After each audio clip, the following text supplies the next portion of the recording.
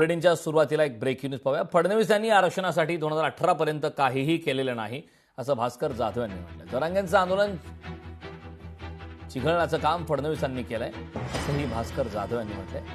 तर भास्कर जाधव यांनी फडणवीस यांच्यावर टीका केली. एकाच वेळी मराठ्यांच्या बाजूने शिंदे आणि दुसऱ्या बाजूला भुजबळ यांना उभं केलं.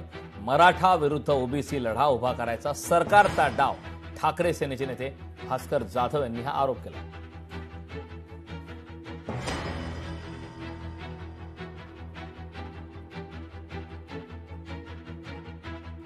2019ला निवडणूक होती. 2018 पर्यंत देवेंद्र फडणवीस यांनी काहीही हालचाल केली नाही आणि 2018 साली त्यांनी मराठा समाजाला 13% आणि मुस्लिम समाजाचं आरक्षण रद्द करण्याचा निर्णय घेतला आणि निवडणुकीच्या तोंडावर अशी आवळी उठवली की आम्ही हे टिकाऊ आरक्षण दिलेलं आहे.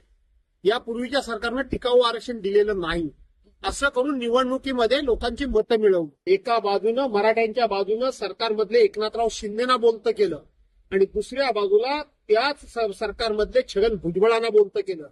कुणी केलं बोलतं? याच्या पाठीमागं कोण आहे चाणक्य? हे सगळं माझ्यासारखा माणूस ओळखून आहे.